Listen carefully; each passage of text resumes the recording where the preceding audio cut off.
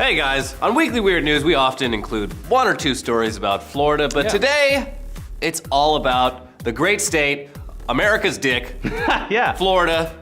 Ricky, take it away. Now, being born and raised in Florida has no doubt had an effect on my life. Whether that's good or bad is still obviously up for debate. But somehow I managed to make it out alive before getting blown up in a meth house explosion, getting my face eaten off by a guy who was reportedly high on bath salts, or getting stabbed during a heated argument over macaroni and cheese. But as someone who survived living in a state full of corrupt politicians, unbearable humidity, insane theme parks, hurricanes, alligators, and where most addictions are either attributed to Oxycontin or Publix sandwiches, I feel like I have the right to shit on it once in a while. I think you've earned that right. Yeah. So when we started this show, we didn't ever see it as a show where we could put Florida on blast as much as we do, but it seems like every week at least one of our stories has been based out of Florida. Yeah.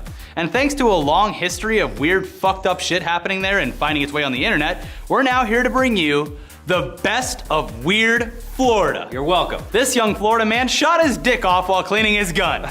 Now, not only did he not make sure it wasn't loaded, he had the damn thing pointed at his manhood while he did it. Oh, and he had literally just bought it, so probably had no idea what he was doing. He tried to tell the cops that someone shot him while he was walking down the street, but even Florida cops aren't that dumb. Yeah. Anyway, while they were investigating the dude's house, they found a bunch of weed and arrested his roommate on drug charges.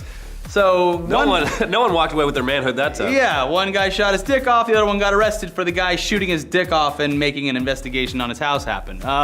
Everyone loses, but let's move on to the next one. Yeah, but while that Florida man no longer has his manhood, this next Florida man died in the most Florida way possible. No, his face was not eaten off by a bath salt-fueled homeless man.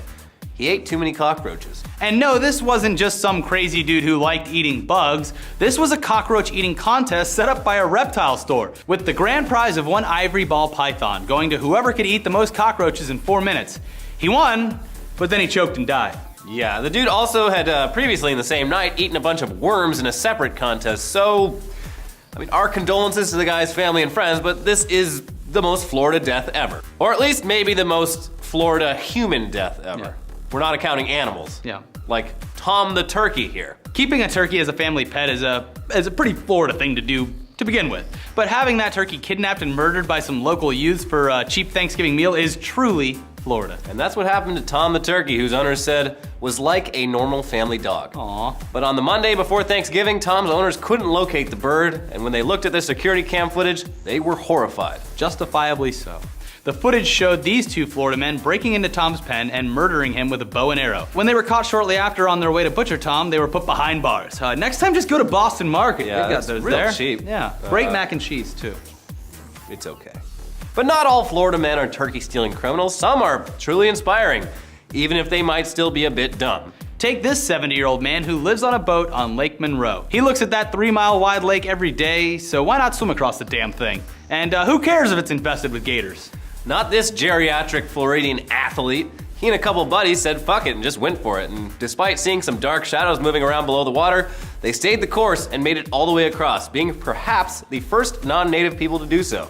I was always taught growing up that if an alligator chases you, because it may happen that frequently, you have to run in a zigzag.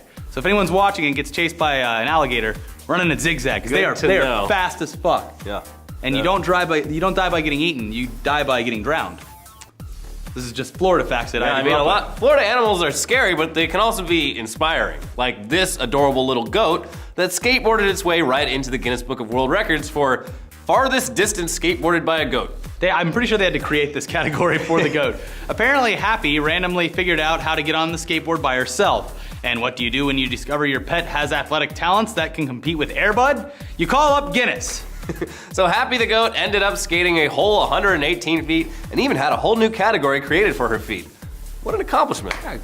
Go goat. Yes, Floridians have proven time and time again that they are some of the most intelligent people in the country. For example, there was this one time that Florida lawmakers approved a bill that technically banned all computers, phones, or any devices that connect to the internet. Yeah, the bill was quickly created to address a scandal involving a politician and intended to get rid of an internet gambling ring, but the wording was so lazy and flat out bad that it defined illegal slot machines as any system or network of devices that have an internet connection.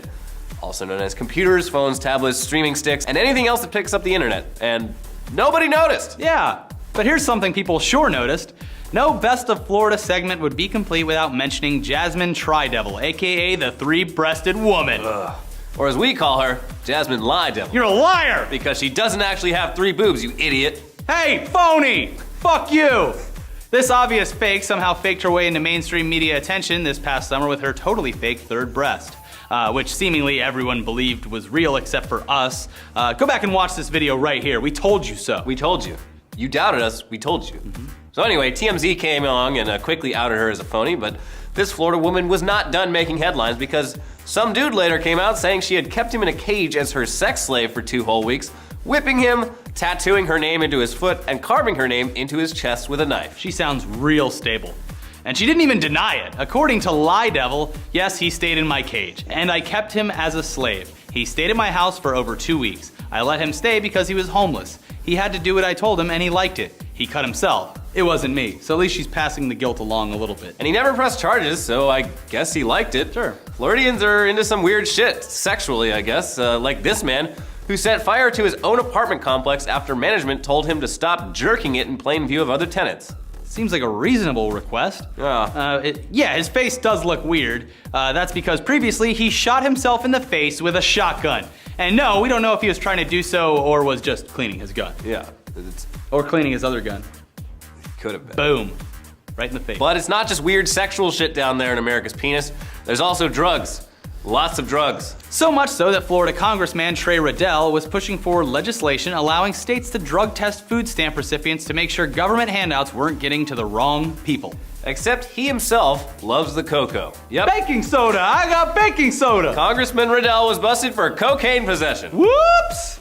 And this came on the heels of opposition to the bill saying, sure, this law is fine as long as we drug test our politicians too. Yeah. I guess they had a valid point. Politicians are technically paid by the government, so yeah, makes sense. Good point. Just don't drug test us. The most Florida story ever might be of Marshall Ledbetter, who was a young Florida man at Florida State University in 1991 when one night he decided to break into the Florida State Capitol and get into the most bizarre police standoff ever.